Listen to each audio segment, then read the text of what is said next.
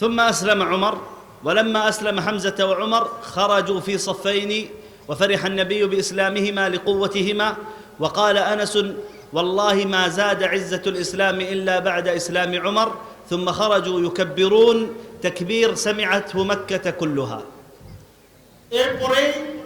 মহাবীর খলিফাতুল মুসলিমিন আমিরুল মুমিনিন যার প্রথম সিফাত ছিল হযরত ওমর রাদিয়াল্লাহু তাআলা আনহু ইসলাম গ্রহণ করেন।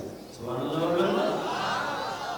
হযরত আনাস রাদিয়াল্লাহু তাআলা আনহু বলেন যে হযরত ওমর রাদিয়াল্লাহু তাআলা আনহু ইসলাম গ্রহণ করার পরে মনে হয় যে ইসলাম নতুন উদ্যমে শক্তি পেল।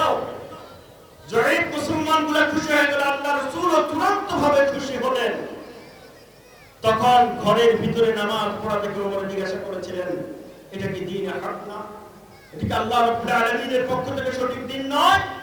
বললেন, হ্যাঁ এটা তো সঠিক দ্বীন। তাহলে আমরা গোপনে কেন ইবাদত করব?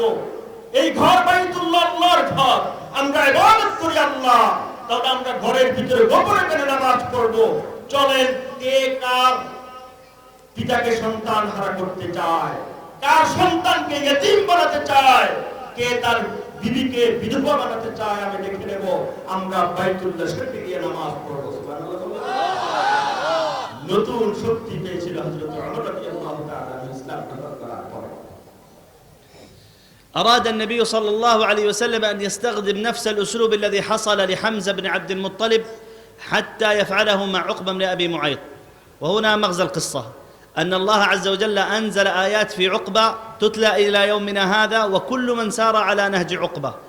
عقبة بن أبي معيط دعا النبي صلى الله عليه وسلم على طعام، فلما دعاه على الطعام وكان النبي صديقا له قبل أن يبعث صلى الله عليه وسلم، فلما جاء النبي إلى بيت عقبة وهو نبي قال له: اطعم يا محمد. فقال له صلى الله عليه وسلم: والله لا أذوق طعاما حتى تسلم يا عقبة.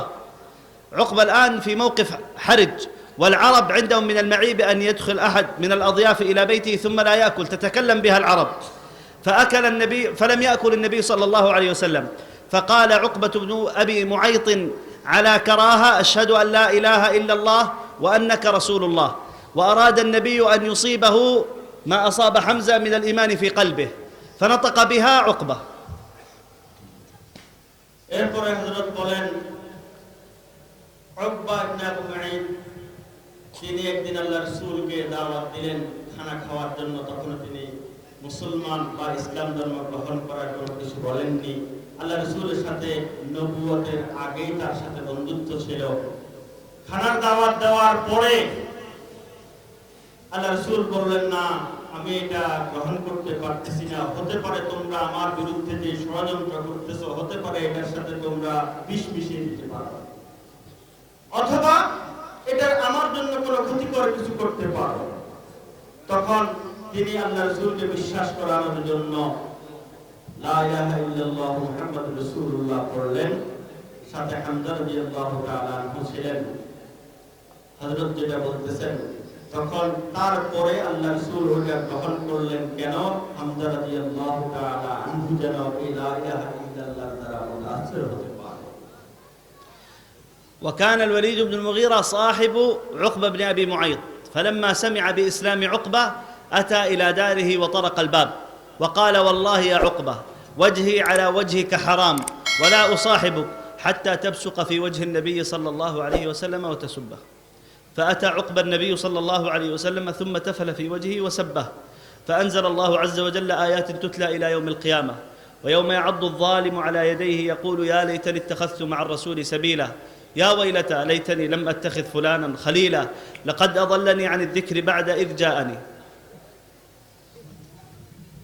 এরপরে বলতেছেন, উকবা সে বলতেছে যে আমি ততদিন পর্যন্ত খাওয়া দাওয়া গ্রহণ করবো না বা তোমাদের সাথে সঙ্গ দেব না যতদিন পর্যন্ত তোমরা মুহাম্মদ রাসূলুল্লাহর চেহারার উপরে কোনো না কোনো আঘাত করতে পারো, অথবা রাসূলের চেহারা যতদিন মুবাসসাম থাকবে, আলোকিত থাকবে, হাস্যোজ্জ্বল থাকবে, ততদিন আমি তা তোমাদের সঙ্গ দিতে পারি না। আল্লাহ রাব্বুল আলামিনের দরবারে আল্লাহ তাআলার কাছে এটা অনেক কঠিন বিষয় মনে হয়েছে, এজন্য যে আল্লাহর হাবিবকে জমিনের উপরে কেউ কোনো বিষয় খারাপ চায় এরাদা করে আল্লাহ এটা সহ্য হয় না। এজন্য আল্লাহ রাসূলকে পাগল বলতো, আল্লাহ তাআলা কোরআনে উত্তর দেয় না আমার রাসূল পাগল নয়। আল্লাহ রাসূলকে বলতো গণক, আল্লাহ তাআলা কোরআনে উত্তর দিয়েছিলেন না আমার রাসূল গণক নয়। তাকে উদ্দেশ্য করে আল্লাহ তাআলা বুঝিয়ে দিয়েছেন ইয়াউমা ইয়া'আদু যালিমু আলা ইয়াদাইহি ওয়া ইয়াকুলু ইয়া লাইতানি ইয়া ওয়াইলাতা লাইতানি লাম আত্তাখিযু ফুলানান খালিলা। তুমি বন্ধুত্বের দোহাই দিয়ে আমার মুহাম্মদের জন্য আমার মুহাম্মদকে আঘাত দিতে চাচ্ছ, মনে রাখবা কিয়ামতের দিন দুই হাত কান্না দেয়া বলবে হায় রে আজকের দিনে আমার কোন বন্ধু আমার কোন কাজে আসছে না। যাদের জন্য আমি বন্ধুত্বের জন্য অনেক কিছু করেছি সেই বন্ধুগুলো আমার কাজে আসবে না, কাজে আসছে না। আমি তাদেরকে যদি দুনিয়াতে বন্ধু না বানাতাম, আল্লাহ তাআলা সেই বন্ধুত্বের দোহাইয়ের বিরুদ্ধে কোরআনে কারীমের ভিতরে আয়াত নাযিল করে দিলেন, যে আয়াত কিয়ামত পর্যন্ত সবাই পড়তে থাকবে। وأول من يتخلى عن الإنسان في أرض المحشر هم أصدقاء السوء الذين يدعونه إلى الشر ويمنعونه من الخير، يتخلون عنهم. الأخلاء يومئذ بعضهم لبعض عدو إلا المتقين. এরপরে বলেন আমরা যে বন্ধু বানাই, ভালো বন্ধু বানাবো না খারাপ বন্ধু বানাবো, আমাদের সিদ্ধান্ত নিতে হবে। কিয়ামতের দিন সবচেয়ে প্রথম দূরে সরে যাবে খারাপ বন্ধুগুলো, কারণ সবাই সেদিন মুসিবতের উপরে থাকবে। কেউ চায় না আরেকজনের মুসিবত নিজের গাড়ির উপরে নিতে, চায় কিনা কেউ চায়? ওরা বলবে যে ওই মুসিবতে পড়তে পারে বা সে আমাদের থেকে কিছু নিতে পারে, এই বন্ধুগুলো সেদিন তাদের থেকে দূরে সরে যাবে।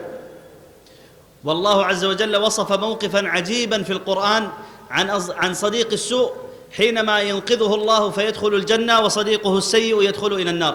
يقول أئنك لمن المصدقين إذا متنا وكنا ترابا وعظاما أئنا لمدينون؟ قال هل أنتم مطلعون؟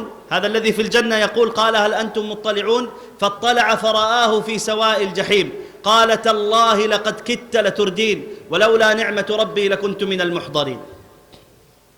এরপরে বন্ধুগুলো যখন যাদের সাথে ভালো বন্ধুদের সাথে যারা বন্ধুত্ব করেছিল এবং যারা খারাপ বন্ধুদের সাথে বন্ধুত্ব করেছিল, যখন দুই পাঠ হয়ে যাবে, জান্নাত জাহান্নাম ফয়সালা হয়ে যাবে, তখন ওই জান্নাতীগুলো তাদেরকে বলবে তোদেরকে দুনিয়াতে তোদেরকে অনেক সতর্ক করছিল, করে নাই আমাদেরকে সতর্ক? এখন যে বিষয়গুলো দিয়ে তোদেরকে সতর্ক করা হয়েছে সেগুলো তোরা পাইছিস তো ঠিকঠাক? বুঝেন নাই কথাটা?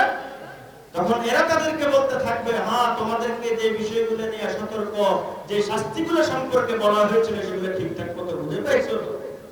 ولذلك العلماء يقولون أكثروا من شفعائكم في هذه الدنيا، شفعاؤكم الصالحون أكثروا منهم واجعلوا رفقاءكم ويعينونكم على زيادة الإيمان في قلوبكم.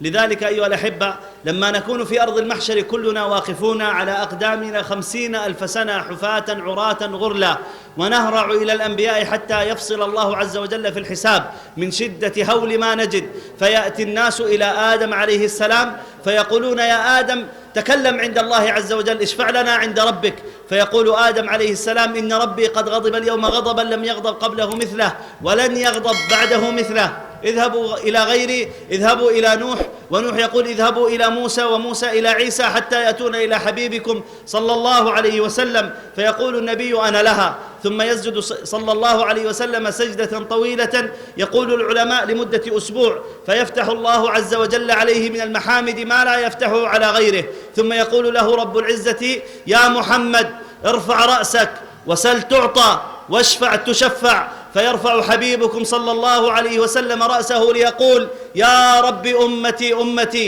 يا رب أمتي أمتي.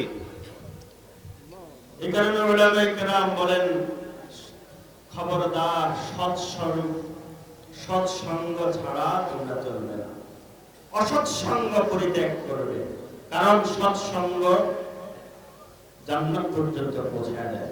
সুবহানাল্লাহ বলবেন না? আর অসৎসঙ্গ যেটা সেটা জাহান্নাম পর্যন্ত পৌঁছায় দেয়। দুনিয়াতে যতদিন বেঁচে থাকবেন ততদিন জান্নাতে যেতে পারেন, এবং জান্নাতে যাওয়ার জন্য যারা আপনার সহযোগী হবে, আপনার জন্য যারা সুপারিশ করতে পারবে, তাদের সাথে সঙ্গ দিবেন তো ইনশাআল্লাহ? হযরত বলেন যেদিন বিচার দিবস কায়েম হয়ে যাবে, কিয়ামতের দিন, কানা মিকদারুহু 50,000 সানা।